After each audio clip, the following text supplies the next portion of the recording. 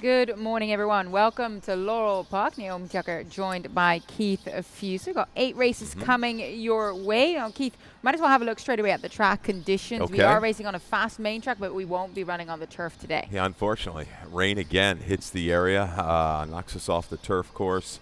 Main track right now, it's sealed, labeled fast. It's right there between fast and good. We'll see if they open up the racetrack, keep you abreast of that situation. But all in all, we're going to hopefully piggyback off of yesterday. What a day here at Laurel Park.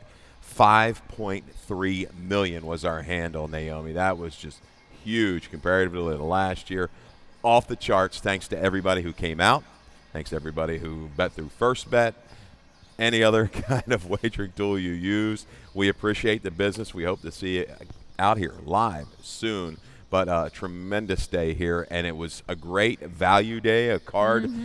First 8 races were double-digit winners. I mean, phenomenal. Yeah. We talked about it. Tough handicapping. Tough handicapping. We had a lot of exacta boxes. We talk about that. You see our 4 selections, put them together, hook them up. It was a really good day, all in all. I'm glad you guys were all along for the ride. Yeah, no, what a fun day. And, of course, if you stayed on as well, you were able to place wagers on the Belmont Stakes. We'll review that race later in lightning round, as we might as well get going with our 8-race live card. Of course, first post, as usual, 12:40 p.m. 5.5 furlong sprinting distance on the main track here. First level allowance for fillies and mares 3-year-old and up. And, Keith, you landed on the current 7-2 sort of lukewarm favorite here. I do think that we'll see a couple of changes here. Awfully foxy main track only entrance. So clearly this is what they were hoping to see with her. Damon Di Lodovico trains. She's a bit of a deeper closer over this distance. She hasn't gotten there in time over this distance just yet. Finds an off-the-turf allowance to kind of test her luck, and is going to be second after a brief break as well, which always is a nice angle that we like. Yeah, just a little hiccup. Off a break at Pimlico. Didn't fire at all on the 20th. Field got away from him after her slow start. I like the fact that they kind of keep her at this level. I mean, she's a filly they had down as low as $5,000. So they must still have a little hope for her. She has a pretty good closing kick. She's run against the right kind. There's speed to set things up. I'll give her one more chance because she's going to be a little bit better price, I think, when it's all said and done, than, say, a Flirtatious Lasso. The race is probably going to go through her. Top of the stretch, she's come back in very good form for Gary Capuano. Yeah, my worry with Awfully Foxy is that she does what she's done in the past, and there's probably run second or third instead of actually getting the win on board. So I went with Flirtatious Lasso, like you said. She's probably going to be the front runner here. 2 wins, 2 seconds in her last 4 races. Shown dimension. She can run past foes. She can take them all the way, and she tries every time. So I love her in this spot. I do think perhaps a bit more money is going to come in as well. But I also use White Knuckle Flyer. I thought perhaps she's arguably better on turf, but her dirt, or one of her dirt race, that Small Wonder Stakes, that second in there, does hold up in here.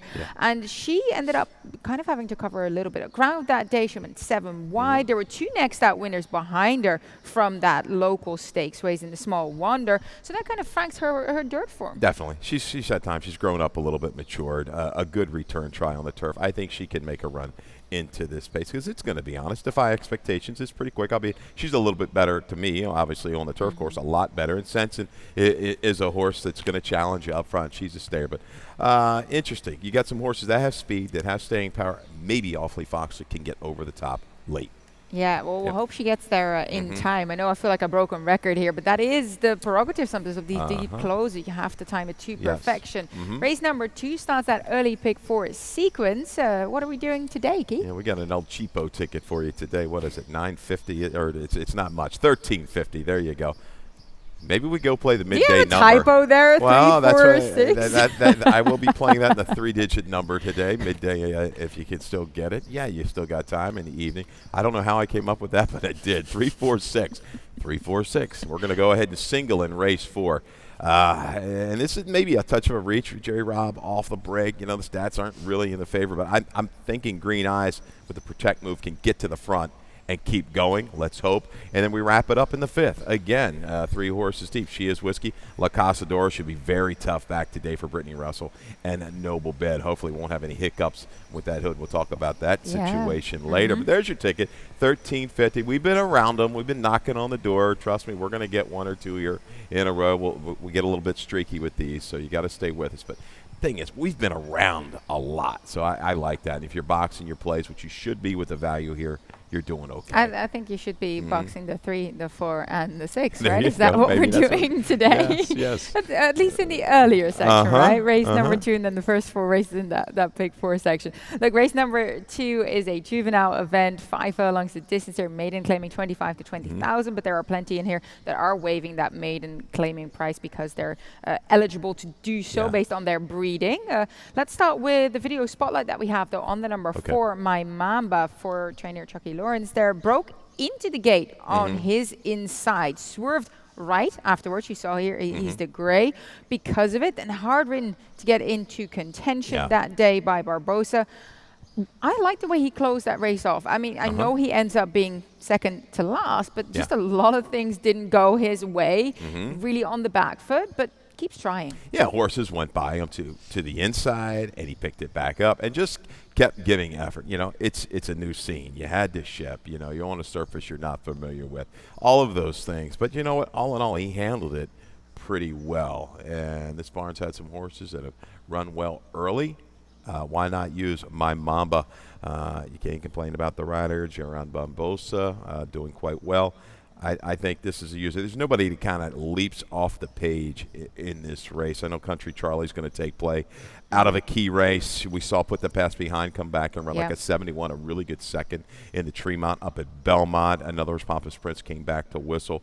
Had a little bit of an issue out of the gate, a little brush, and then just Chase dropped inside. Never really kicked on, but the blinkers going on should bring a little bit more focus for Country Charlie. I used the firster on the top of the 6. You don't have at all, though. No, Dreams Delivered. Deliver Me, more of kind of a turf kind of a horse, but they paid $35,000. You're thinking, Maryland bred, not protected for $25,000. I'm thinking it's one of these situations. Let's hopefully win and get claimed. The outfit has done well with 2-year-old maiden claimers over the last few years. 29% overall in this category. Only about 11 or 12% with the firsters. But Pecoraro is no stranger to the winner's circle at Laurel. So a little flyer there. I'm not in love with anybody in here. No, I like it. I kind of switched around my selection. I had, I think, Dagda on top first. Okay. I did see that JD Costa takes them out, which I love for the juveniles. But just kind of trying to figure out pedigree-wise. I like the workshop coming in, that 48 flat breeze from the gate, meaning that this runner is looking very, very sharp. Young sire and Irish War Cry, who went 3 for 3 in the early part of his career, including 2 juvenile scores, and then the Grade 2 Holy Bull victory. First foal for a mare that ran 3 times. Didn't really do much, basically. On the turf, Grand Dam won once over a mile and 2 furlongs. There's just a bit more stamina in the family, so tried to put my finger on it, kind of moved away from that, going with that very, very tough combination of Ferrier, Boca Chica, that we know tends to do quite well. That horse came out of a tough race with a bit of experience. Going to kind of key around him in here. But you're right, this is a tricky kind of field to really put your finger on. I really like the 5. The 5 with scratch. That was my top selection. Fast forward. Maybe a stable male for another day. We shall see. Okay. I'll definitely have to keep that one in mind. Race number 3, 2 other than optional claiming event. Mile and an eighth. This is a great race. I'm actually really looking forward to this. I feel like I can make a case for a variety of runners. But let's start with looking at our video spotlight of the number 4, Armando R for trainer Damon De Lovico. Last time out, look, he tends to take his time to get into stride. Sat very, very wide, as you can see here. Dennis didn't want him to lose momentum, so he keeps him out there, keeps him rolling, starts to gradually sort of pick off those runners. Yeah, he just didn't have an easy trip here. Hung out pretty much every step of the way on the 21st. Speed doing okay. Inside pretty good. Ben and Joe rode it to victory. Again, he looks hopelessly beaten right here, like he's going to just fade away, but he picks it back up. He's got flow in here. Boss Magic is pretty quick from the gate. Caribbean wants to kind of go, ain't the beer cold, so maybe he finally gets the setup, but man, he's got to save a little bit more ground before he starts making that run, because that was he was done around the first turn. Hung out like that. He wasn't going to be able to make an impact, but still turned on an 84 buyer, a 94 before that. You just glancing strictly at speed figures, he's probably your winner, but you still got to run the race. I like the poser as a price play in here. I like his price. Yeah, he's a bit more of a bigger individual, does like the roominess of this track here, and his best effort came over this distance right here in the Maryland Million Classic last year, running a close third into a fast pace. But you were just mentioning that you expect there to be flow. I think this horse is going to be able to get position. He's got a little bit more tactical speed than you really think. It shows on occasion. He's a bit of a a horse you got to just pick the right day. I'm hoping today's the right day. He's a little bit of an in and outer, but Smith wanted Toledo. You fall back, you got Barbosa. I'll take that trade right now. I'm fine with that. I think we're going to get a little bit of a weight break. I've got a stat for Hammy here that works as well. The poser, he's run against the right kind, but this stat kind of caught my eye over the last few years. He's 5 for 17. Do we have that, guys? 29% dirt routes, second off of this kind of. No, second time off of a 60 to 180 day layoff. That works for me. So yeah, the poser. There's a little bit of a price break. I like it. No, I was actually in my notes saying it's probably the value of the race here because you can absolutely jump up and win. I use Armando R on top, like we've mentioned. I also give some time to number 6 Caribbean on the outside, who back-to-back wired the field around 2 turns, and he might have to deal with some pressure from Ain't the Beer Cold on his outside. But aside from that, he will mostly just glide on through and try and take him as far as he can. And he's not that type, we like to call it cheap speed, right? They go to the front and then they stop. And he doesn't do that. He'll keep going. He's a horse too, Naomi. Even if Boss Logic wants to go, he can kind of stay around and prompt. If the flow is manageable, he's not just going to fade away into the sunset. I think he's definitely a use. But going back to Poser, that was a good run in the Maryland Million Classic. It was against the grain every step of the way. Hence, he was bet down the next start against a pretty good field, just didn't fire. But second off this break, I think he's live in here today. I think he is as well. As we move on to race number 4, is claiming $16,000 to $12,500 race. No one is a 2 in their entire life, 5.5 furlongs on that fast main track that we will be racing on today. Was that with your top selection, Keith? That's number 4, Green Eyes, for trainer Jerry Robb. Bound to be trying to go to the front here. Last time on the main track was at Charlestown, going that 4.5 furlongs and basically kind of ran them off their feet. Now, she did take it easy a little bit when I'm looking at the time from US coded figures, a blue coded figure, so kind of got the chance to catch her breath and then cleared. That was very, very impressive. I use her in second, just wondering if the extension of that 1 furlong is going to catch her out. She's been plying her trade over that distance on the turf, but can she carry that on the main track? Yeah, she ran going way back. She ran as a 54 second career start as 2-year-old junior number 4. Good field. Yeah. She's fresh. She's got inside speed. I think she can be the speed of the speed, and even if she takes a little pressure, can go on here for a barn that you've got to respect. Yep. Yeah, she looks to be projected speed with a couple of scratches on her inside as well that were opposed to perhaps go forward. Sassy Babe might have had some speed.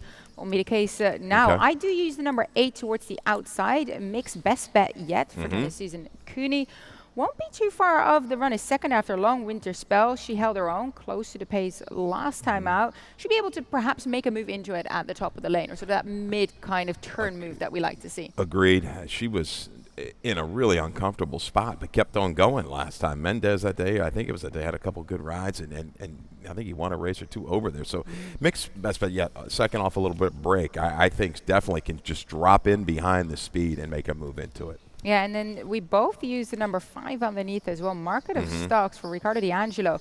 Been trying to do her best work on the off-going belatedly. Now gets a fast track again, but in the past have held her form there. I was kind of really on and off with this runner. I feel like she's got what it takes to actually close into them and perhaps overtake them in the final stretches, but they all seem quite evenly matched in this spot. They do. That's why I'm hoping Green Eyes is sharp and ready to go and she can separate early. Boy, if she's clearing of the turn, I think she's gone. Yeah, we'll take a quick break here, and then we'll be back with the other half of the 8 race card.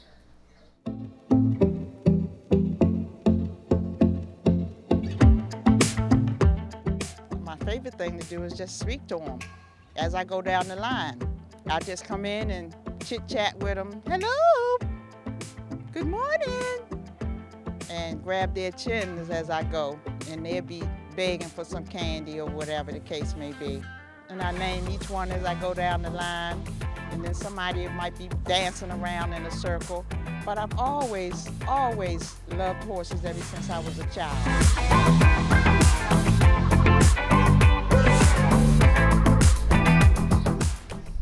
Welcome back to Laurel Park. We have 4 more races to go through on the morning show. 8 race card coming your way. We are racing on the main track. No turf action today. We'll be back again with that next week. Race number 5 is first other than optional claimer for 3-year-old fillies. Wow. 5.5 furlongs of distance, and also the start of that late pick 4. Now, I do use your numbers, right? You see that? 3, 4, 6. Yeah. I'm keyed in on this, Keith. I use those in race number 5. And then, as you can see, I basically use 2 horses from then on. So I am hoping that I'm right and that it's a couple of formful races coming your way. 1 mile on the dirt, race 6, keying around the 7 and the 8. I like Luminous to be the closer, Hollywood Walk to have that front running speed for trainer Michael Trombetta. So I'm hoping I've got the best speed and best closer in that field. And in race number 8, I use the number 5 as well as race number 7, excuse me, the number 5 and the number 8, the Addison Pool. Very progressive individual. I think we got much more to come with that runner, but I have to give credit to Royal Number, really cycling back into form. We've been following his career throughout. Love to see him get into the winner's circle today. Then in race 8, 5.5 furlongs on the dirt, 1 and 4 for me. Lady Cage fight for Team Lawrence on the rail. I was thinking about singling on the number 4 Spotek for Brittany Russell, but I'm not 100% sure I wanted to rely on her. So use another runner there as well. $12 flat ticket, late pick 4, kind of a cheaper ticket as well. Similar thing to your ticket. What was it, $13.50? $13.50. Your ticket. So yeah, let's talk about race number 5. And we'll start with your top selection, La Casa d'Oro for trainer Brittany Russell. We look back 2 starts ago, and she emphatically broke her maiden. They were going strongly from the start, and this filly was moving into the fastest sections of the race to take up the challenge with, in the end, Visby on her outside. You can see the number 5 there. She gave her all and proved too good that day. Yeah, this was really good. This was first time for Brittany Russell, first time over this racetrack, and man, she sat the perfect trip. Position behind a good horse. Visby just ran too good to lose this day. And Sensen, we know, had been running some really good races coming into this. She's straight. She's true. Came back the next race. Unfortunately, was hung out wide. Took play in a really good field in the Miss Preakness. Yes. We're coming back. We've got Lasix back on. A shorter compact field, but a really good quality field. This is a 5-horse field, but really, really high in quality. She's going to have to, break perfectly, get out of there cleanly to get position. She should be able to drop in just off the speed. I don't think she wants to get involved in any kind of battle, say by the 3/8. She wants to strike, I think, maybe quarter pole upper stretch, because Bandits Warrior, very fast. Noble Bid, very quick. Even forget about it. Likes to kind of stay in range. His first 3/16 of a mile is going to be critical for the La Casa d'Oro. Yeah, there's some talented fillies lined up in here. I'm giving Noble Bid another chance here. You were already alluding to it last time out when you see she was taken back in the end by Horacio, is because when he moved her out, there was a little bit of traffic going on. The hood slipped over her eyes. Crazy. So he ended up pulling her up, giving her a pat, saying, okay, lady, we'll come back for another day. She is a very progressive runner, and in her in that effort 2 back where she ran that 72 buyer, she ran into a very tough Moody Woman, but I feel like this filly is going to continue progressing. Now, I know that La Casa d'Oro, that maiden breaking score is faster than what Noble Bid has shown thus far, but when you take a little bit of progression into account, I think Noble Bid could jump up at perhaps a price with that outside draw, giving Horacio options here, and hopefully a bit more of a cleaner trip and a hood that stays put. Yeah, definitely dirtied up running line, but glad everybody's safe and sound after that. That had to have been a real hairy situation for everybody involved there. But yeah, Noble Bid works for me. Was against the bias 2 races back when making that rebid. Really gritty effort. So yeah, I mean, she is whiskey. She's turning back 1 mile and a 16th to 5.5. But man, look at those cutback. Paired up 276 buyers. Everything else works. Every other kind of thing I've looked at on her from figure standpoint, good. Was against the grain on March the 19th, 3 races back. If you see 22:45 about the 3/16 pole, she's ramping up. She may be hard to kind of contain there. The charges she's probably going to bring. But I'll come back here to the 4. That was a really good effort 2 races back. Yeah, very intriguing field. Jerry Rob's got 2 runners in here as well. I know.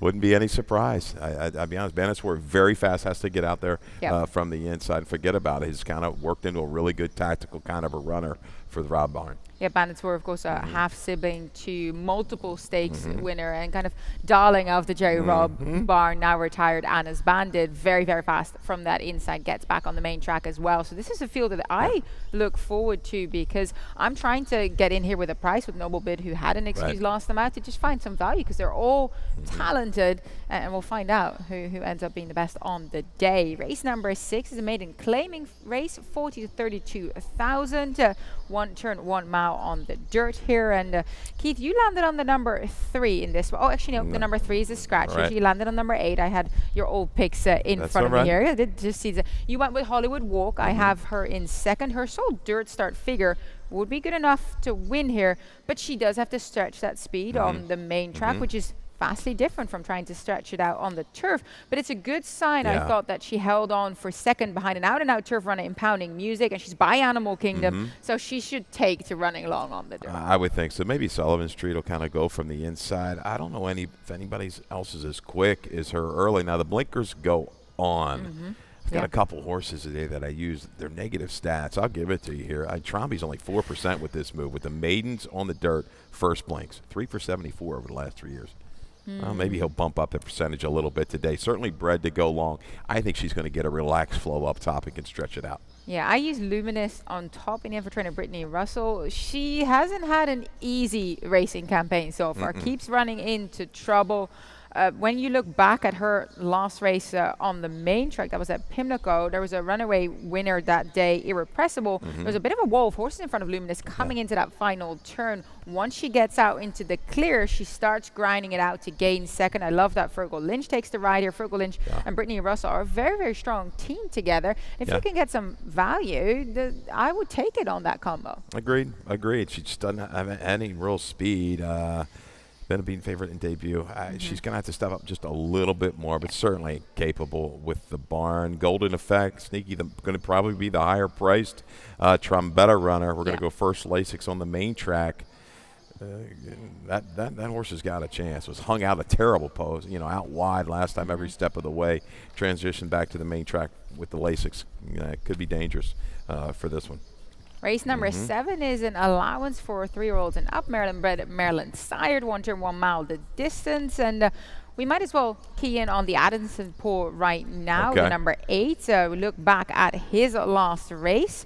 Now, he scratched from the Sir Barton Stakes on Preakness Day to line up here. Elkstone homebred, cut back to the 1 turn. But I did love what we're seeing from him here. Just Javian is asking him, saying, hey, got to get a move on. But he responds. He grinds it out. He really, really comes through. He did. And I went back and looked at the long note. He kind of I put in there, let a duel develop. Right. He just kind of spied the pace, and then a couple horses converge and said, okay. And then he started ramping it up. He got a little help there, leaving the far turn to the quarter pole. But the way this horse sustains the improvement every race, certainly improving 3-year-old.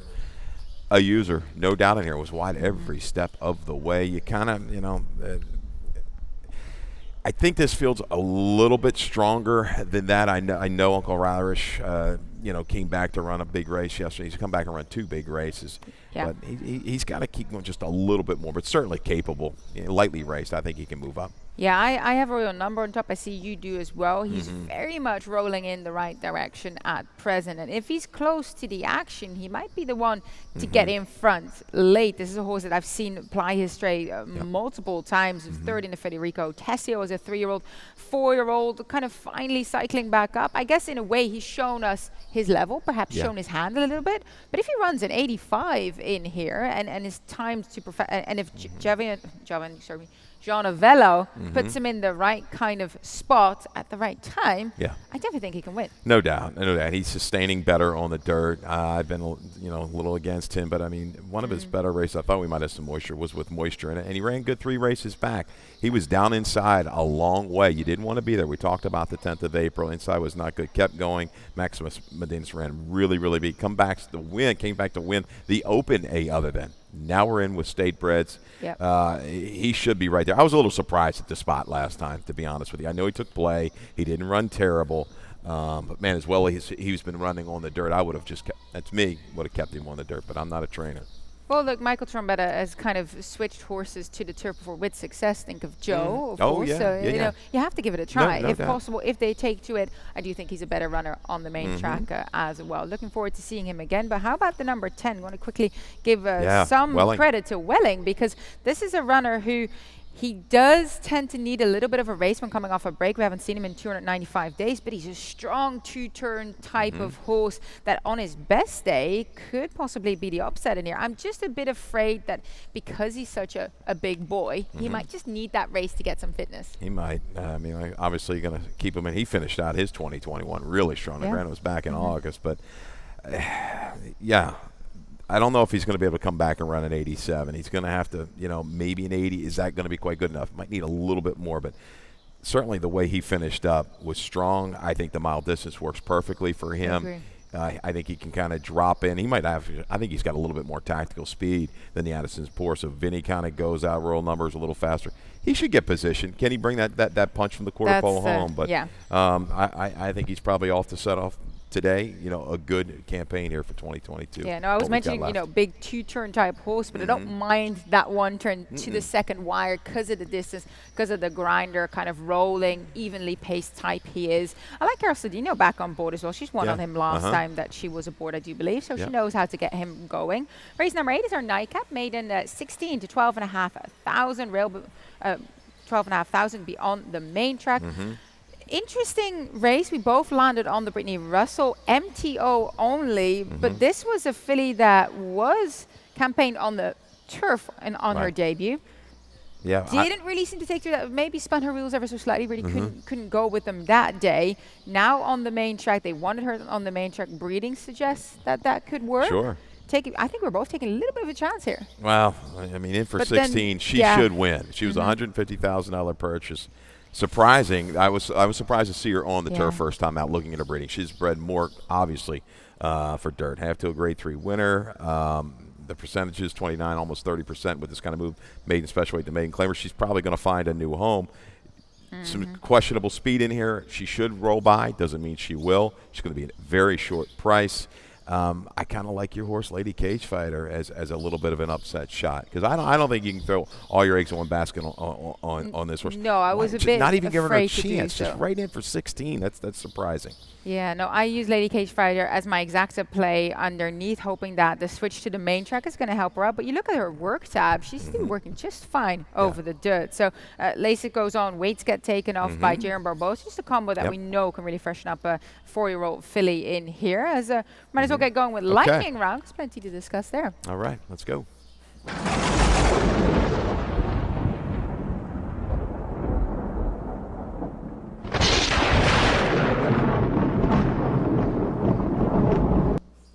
And how about J.D. Acosta with a triple yesterday? We're seeing him there on Looks Don't Lie for Tim Saltzman. That was race 6, won race 4 on Baby, won race 5 on Captain Cardo.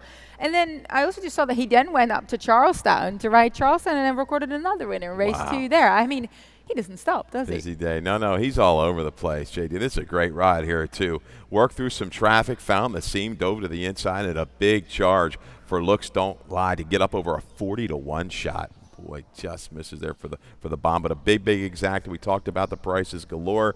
Tell me how Captain Cardo got off at 13-1. I had the horse 7-2, I believe, on the morning line. Had been 5-2 and 3-1 prior 2 races for the same level. I think ran second for that was just crazy. Absolute steal there with Acosta at 13-1 on Captain Cardo, but good day for him. Absolutely. I'm looking forward to it. He's got a couple of bounds here again today, so wish him best of luck as we want to revisit the 154th running of the final race of the Triple Crown, the Belmont Stakes. That ended up being a 1-2 for trainer Todd Pletcher as well as Rapoli Stable. What a tremendous effort from the filly in second, and of course Mo Donegal staying close to that pace set by We the People. Yeah, and he wasn't phased at all. He got in position between horses a longer way, which sometimes is a challenge for horses, but he really relaxed. It kept his attention, and once he swung out here, turning top of the stretch, it was over. Ness got in great position too. Maybe had to wait slightly, turning for home, but a great effort. I don't think she was going to beat Modonical, and I thought he went off at a square price, 5-2.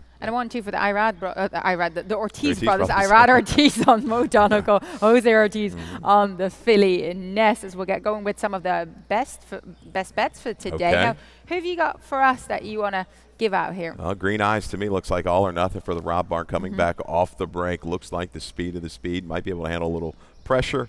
Green Eyes, let's hope we can get somewhere 5-2, 2-1. I don't think she's going to be much higher than that. And how about a long shot? We know you like your value plays as well. Value play is going to be the Poser. We had the stat, good stat for Hammy Smith. Poser's a kind of an in and out horse with trouble last time, second off the bench.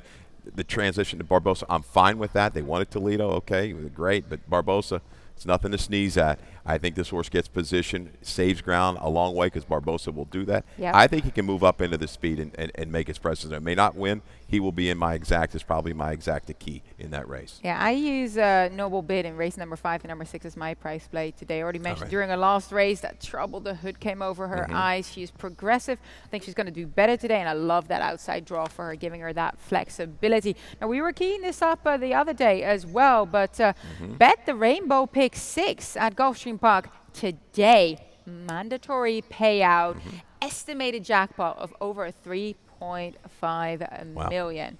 Big. I got to go up and do a 2-minute drill on each race and try to put together some kind of ticket because you can't let 3-4 million pass you by, can you? Absolutely not. No, we no. know how well supported Gulfstream Park is when they have a mandatory payout. So it was fun to kind of guess how high the jackpot might be. Yeah. Do we think 3.5 or we're going to go for 4 perhaps even? It wouldn't surprise me at all. But, I mean, again, talking about yesterday here at Laurel Park, let's focus on Laurel. Tremendous handle, 5.3 million. Let's hope we can keep it up. Again, thanks to everybody who helped make it such a great day. A really good betting card. You saw the prices. 8 straight double-digit winners. Gotta love it. That's what you get here at Laurel. You get value. You're going to get it all summer long, so stay with us. Absolutely. Good luck, everyone, today. 8 races coming your way. All right, good luck.